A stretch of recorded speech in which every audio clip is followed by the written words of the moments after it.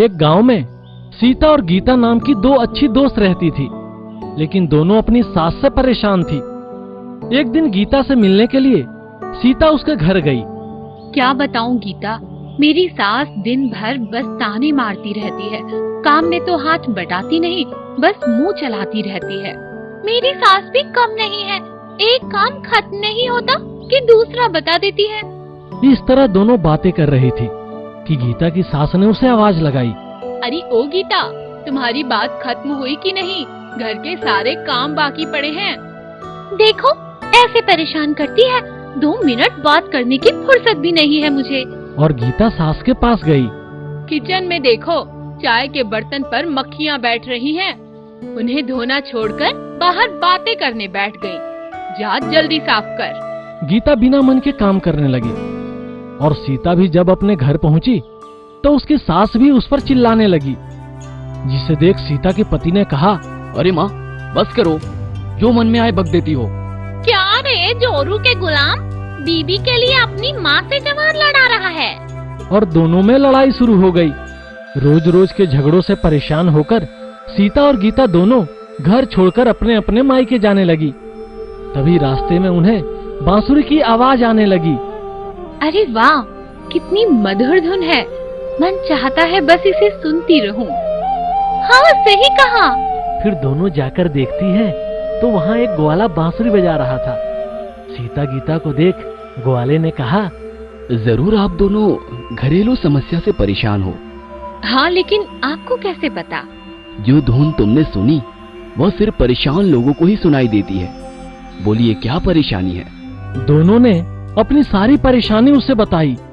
यह लो जादुई बांसुरी, तुम्हें जो भी परेशानी है बस इस बांसुरी को बता देना और इसे बजा देना, तुम्हारी चिंता दूर हो जाएगी। और हाँ, इसका उपयोग सिर्फ 3 बार हो सकता है, इसलिए सोच समझकर इस्तेमाल करना। दोनों बांसुरी लेकर घर लौट आई।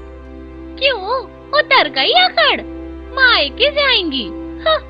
और सीता की सास उसे भला बुरा कहने लगी तो सीता कमरे में गई और जादुई बांसुरी से कहने लगी, हे बांसुरी, ये बूढ़ी मुझे बहुत ताने मारती रहती है।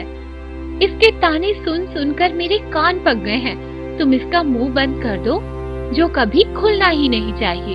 यह कहकर सीता बांसुरी बजाती है और बांसुरी की धुन जाकर उसके सास को सुनाई देती है और उसका मुंह बंद हो जाता है। हे बांसुरी, मेरी सास मुझे हमेशा नौकरानी जैसा समझती है, कुछ भी काम खुद नहीं करती। अब घर का सारा काम इसी से कराओ। और गीता बांसुरी बजा देती है और गीता की सास घर का सारा काम करना शुरू कर देती है। क्या बात है, आज घर में शांति ही शांति है। यह देखकर सीता का पति डर जाता है। हे भगवान, ये क्या हो गया?